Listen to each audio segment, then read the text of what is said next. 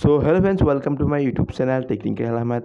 তো আজি মই এনেকুৱা এটা এপ্লিকেশ্যন লৈ আহিছোঁ যিটো এপছৰ পৰা নেকি আপোনালোকে ৰেফাৰ কৰি পাৰ ৰেফাৰত 500কৈ পাব আৰু যোনজনে ৰেফাৰ কৰিব তেওঁ 500কৈ পাৰিব আৰু যিজনে নেকি চাইন আপ কৰে তেওঁলোকে কিন্তু 500কৈ পাব আৰু টোটেল হৈছে 1000। তো আপোনালোকে কি কৰিব, এটা ধামাকাৰ অফাৰ আহিছে, এটা চেমকো যিটো এপ্লিকেশ্যন আছে, ডিমেট একাউণ্ট আছে, তেওঁৰ পৰা বহুত ধামাকা এটা অফাৰ আহিছে। ইউটিউবত এইটো লৈ বহুত একদম ভিডিঅ' আপলোড হৈ আছে, ধামাকা এটা অফাৰ লৈ আহিছে। চ' আপুনি এই অফাৰটো কেনেকৈ আপুনি ৰিচিভ কৰিব, কেনেকৈ কৰিব, সম্পূৰ্ণ প্ৰচেছটো মই এইটো ভিডিঅ'ৰ জৰিয়তে দেখুৱাই আছোঁ। তো বলক ভিডিঅ'টো আমি আৰম্ভ কৰোঁ। ফেৰাকল প্ৰথমতে কি কৰোঁ, মোৰ ডিস্ট্ৰিক্ট বছত গৈ আপোনালোকে লিংক পাব, লিংকত ক্লিক কৰি আপুনি এটা ব্ৰাউজাৰত অ'পন হ'ব। চ' আপুনি এতিয়া কেনেকৈ চেমকো একাউণ্ট খুলিব। চ' ফেৰাকল আপুনি যদি একাউণ্ট খোলাৰ লগে লগে কিন্তু আপোনালোকে 500কৈ এটা পাই যাব।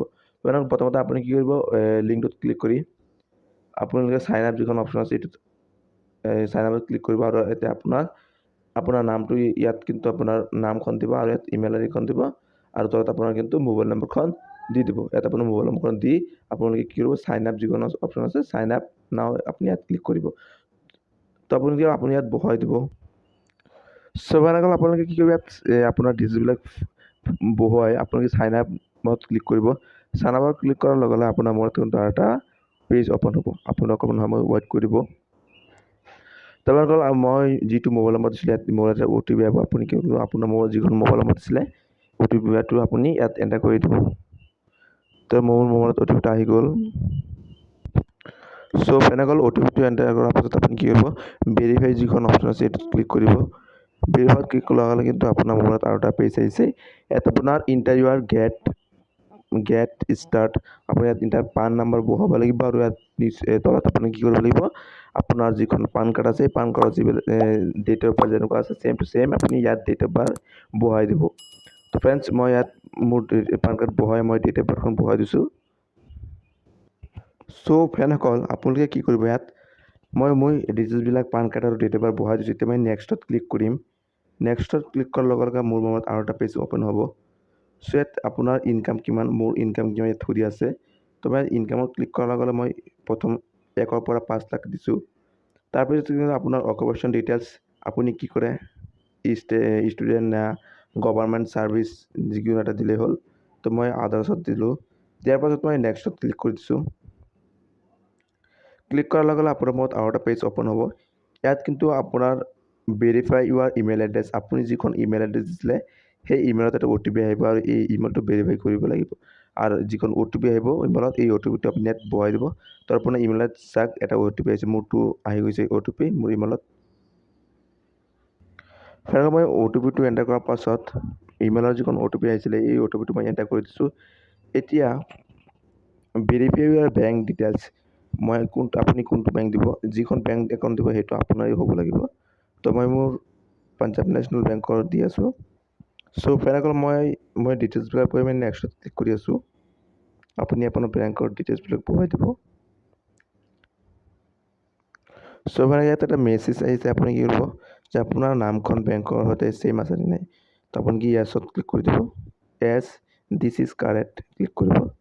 ক্লিক কৰাৰ পিছত আপোনাৰ মূৰত এটা আৰু এটা পেজ আহিব। আপুনি কি কৰিব, ইয়াত প্ৰথম আপুনি ষ্টক এণ্ড মেটেৰিয়েলছ ফাণ্ডছ আপুনি কি কৰিব, এই দুটাৰ পৰা টিক মাৰ্ক উঠাই ল'ব আৰু প্ৰথমটো ক্লিক মাৰ্ক লগাই আপোনালোকে আৰু ইয়াত আপোনাৰ ৰেফাৰ কোড আহি যাব। এইটো ক্লিক কৰি ইয়াত যদি আপুনি নমিনি দিব বিচাৰে তেন্তে আপুনি ইয়াত নমিনিও দিব পাৰিব। তো মোৰ নমিনিও নালাগে, মই নেক্সটত ক্লিক কৰি দি আছোঁ। চ' ফ্ৰেণ্ডসকল এতিয়া আপোনাৰ আৰু এটা পেজ আহিছে। ইয়াত আপোনাৰ upload clear scan copies of document, আপোনাৰ ডকুমেণ্টবিলাক দিব লাগিব। ইয়াত আপুনি এলাউ কৰি দিব, ফটোখন আপুনি ইয়াত ক্লিক কৰি দিব।